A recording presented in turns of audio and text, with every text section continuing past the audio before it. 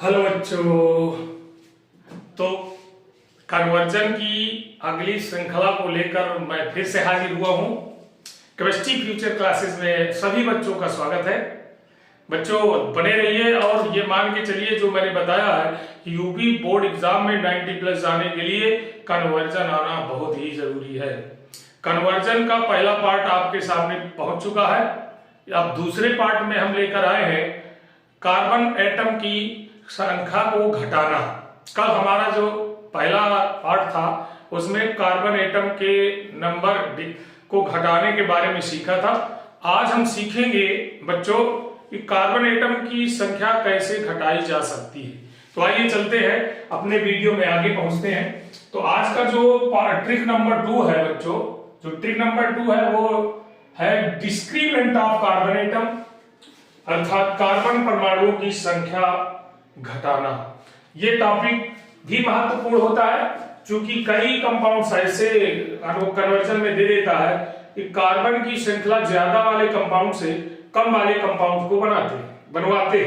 तो देखो जैसे बच्चों हम जानना चाहते हैं कि कार्बन एटम कैसे घटाया जाता है, तो हमारा एक एग्जांपल है आपका, देखिए एथेन से methane, ethane to methane, ethane to methane. Ethane to methane का मतलब है एथेन में 2 कार्बन होते हैं बच्चों और 2 कार्बन से 1 कार्बन वाले कंपाउंड को हमें बनाना। 2 कार्बन एटम से 1 कार्बन एटम में जाना। कौन से देखिए आप यहां पर डिस्क्रीज हो रहा है, कार्बन एटम का नंबर जो है घट रहा है। तो बच्चों इसको घटाने के लिए हमें सबसे पहले क्या करना है कि कोई भी कंपाउंड जो मैंने कल बताया था पिछले वीडियो में ट्रिक नंबर 1 में कि पहले हम हाइड्रोएल्केन में जाते हैं, पहले हाइड्रोएल्केन बनाते हैं। हाइड्रोएल्केन से फिर विलोपन रिएक्शन करके हम डबल बॉन्ड बना सकते हैं, लेकिन हमें वो अलग ट्रिक है हमारा। जैसे ही हाइड्रोएल्केन में पहुंचेंगे उसके बाद हमें बीकार्बोक्सिलीकरण की ओर जाना होता है। 2 ट्रिक आप याद रखना, जब भी कार्बन एटम डिस्क्रीज करना है तो सर्वप्रथम आपको हाइड्रोएल्केन बनाने के बाद हमको कार्बोक्सिलिक एसिड की ओर जाना है, जिससे हम कार्बोक्सिलिक ग्रुप का बीकार्बोक्सिलीकरण कर सकें। तो आइए देखते हैं बच्चों, हम पहले लेते हैं एथेन को। ये देखिए हमने लिया एथेन, एथेन का फार्मूला है C2H6। इसमें सबसे पहले हम सूर्य के प्रकाश की उपस्थिति में Cl2 से इसका क्रिया कराएंगे तो हाइड्रोएल्केन बन जाएगा, एल्किल हैलाइड बन जाएगा। ये बन जाएगा CH3CH2Cl और मैंने कल बताया था यहां से HCl निकल जाएगा।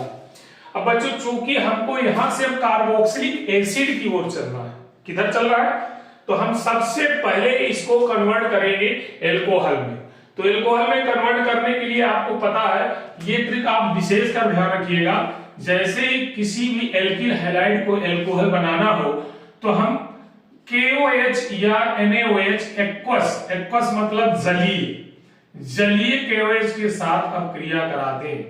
जैसे ही जलीय KOH के साथ आप क्रिया कराएंगे तो जलीय KOH यहां पर Cl को हटाकर OH आ जाएगा, उसके प्रतिस्थापन क्रिया होगी, सब्स्टिट्यूशन रिएक्शन होगा। तो बेटा इधर देखिए बन जाएगा CH3CH2OH और यहां से KCl निकल जाएगा। अब आपको ये ध्यान में रखना होगा कि जैसे में एल्कोहल बन जाए, अब इसमें कार्बन एटम अगर डिस्क्रीमेंट करना है तो हम कार्बोक्सिलिक एसिड की ओर जाएं। तो कार्बोक्सिलिक एसिड को जाने के लिए आपको बिल्कुल ये ध्यान में रखना होगा कि हम पहले एल्कोहल का ऑक्सीडेशन कर दें तो एल्डिहाइड बन जाएगा। और जैसे ही ऑक्सीडेशन करेंगे तो देखिए किस कंपाउंड से ऑक्सीडेशन कर सकते हो, तो कई कंपाउंड होते हैं, चाहे KMnO4 डाल दीजिए, जलीय डाल सकते हैं, क्षारीय डाल सकते हैं, K2Cr2O7 डाल दीजिए, या कोई भी ऑक्सीडेशन रिजेंट डालना है आपको। KMnO4 एक ऑक्सीडेशन रिजेंट है स्ट्रॉन्ग, और K2Cr2O7 भी आपका ऑक्सीडेशन रिजेंट है। यहां से जैसे नवजात ऑक्सीजन मिलेंगे इसको तो ये ऑक्सीजन अटैक करेंगे तो यहाँ से दोनों हाइड्रोजन को ले जाएंगे, H2O निकल जाएगा और ये बना लेगा सबसे पहले CH3CHO, एस्टल्डिहाइड का निर्माण कर लेंगे। तो एल्कोहल को अगर हम एल्डिहाइड ग्रुप में एक्सचेंज करना चाहते हैं तो हमें ऑक्सीडेशन करना होगा। इसे पुनः ऑक्सीडाइज कर दें उसी तरह KMnO4 की उपस्थिति में, इन्हीं की presence of KMnO4 KMnO4 H+ आए तो हमारा ये पुनः कार्बोक्सिलिक एसिड बन जाएगा। कार्बोक्सिलिक एसिड का मतलब CH3COOH बना लेगा। अब बच्चों यहां से बीकार्बोक्सिलीकरण करना है। बीकार्बोक्सिलेशन में हमें कौन से कंपाउंड रखना है, ये बहुत ही इंपॉर्टेंट है। देखो इसको आप ध्यान में रखिएगा। हम सोडा लाइम का प्रयोग करते हैं, यानी OH प्लस CaO से हम जैसे कराते हैं डीकार्बोक्सिलेशन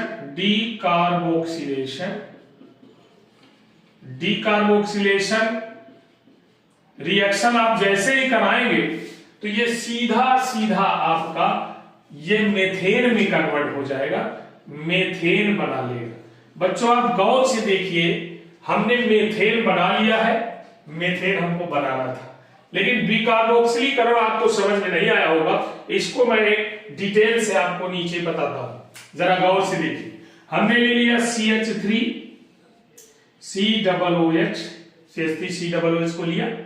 पहले इसकी रिएक्शन आप कराएंगे NaOH से, तो आप जानते हैं इसका OH जल बनाकर निकल जाएगा और ये सीधा अम्ल और क्षार से न्यूट्रलाइजेशन करेगा, CH3COO Na बनाएगा और H2O आपका निकल जाएगा।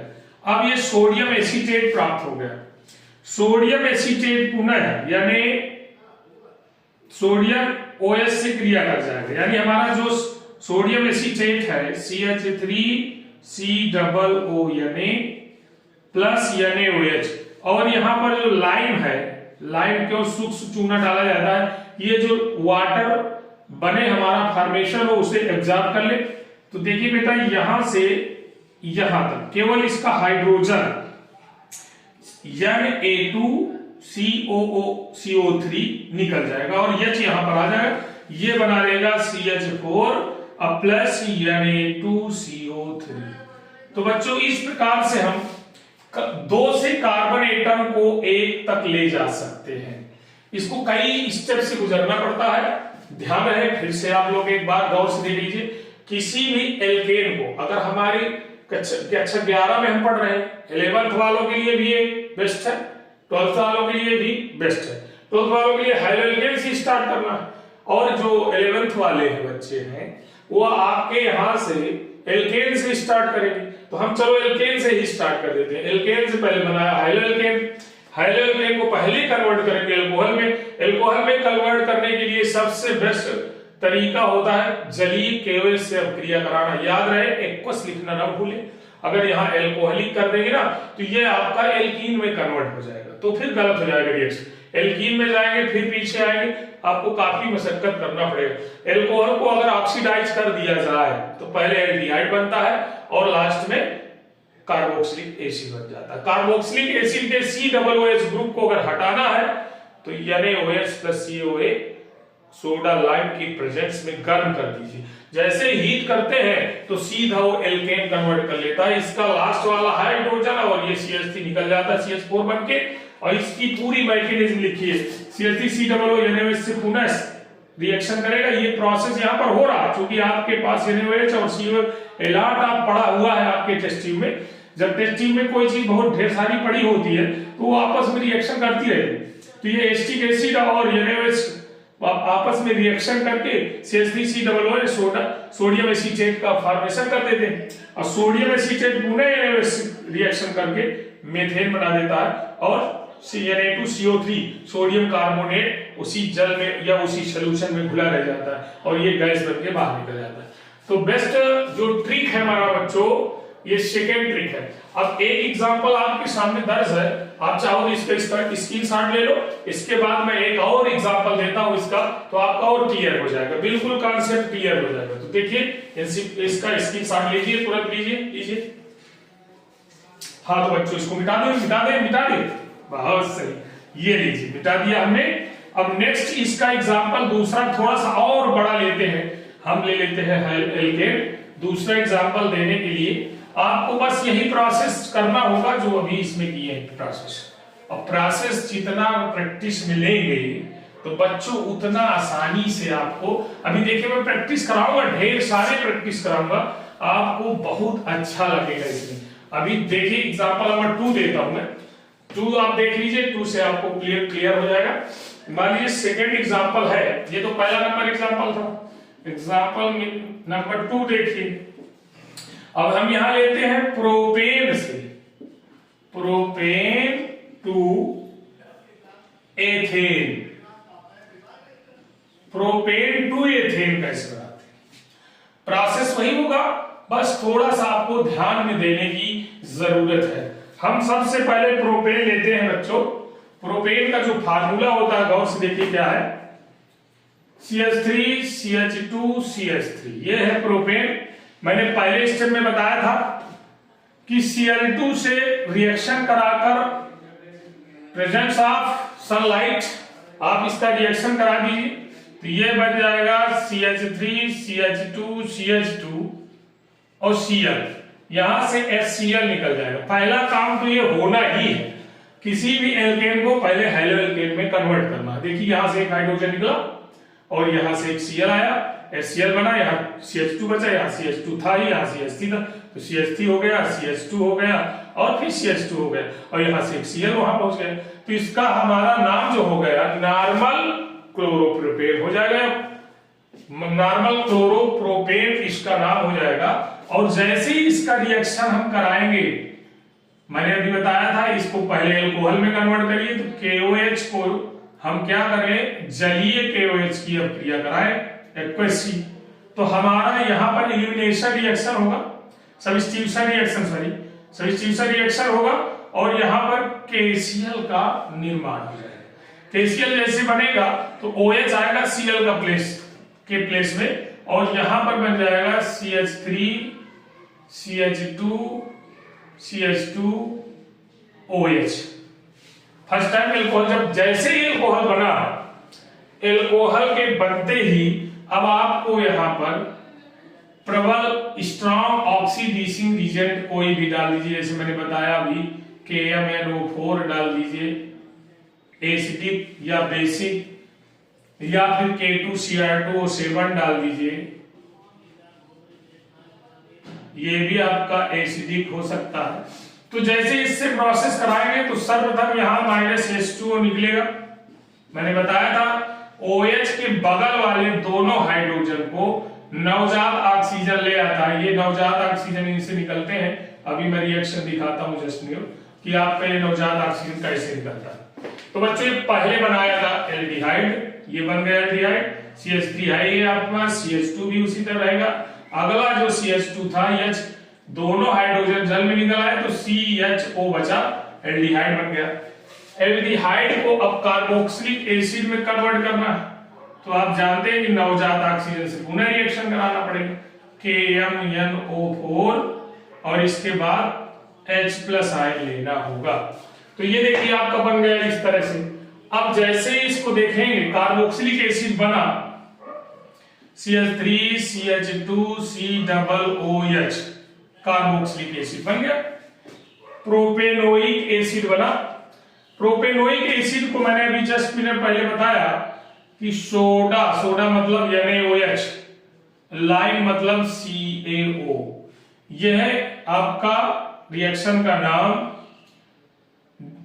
डीकार्बोक्सिलीकरण, कार्बोक्सिलेशन,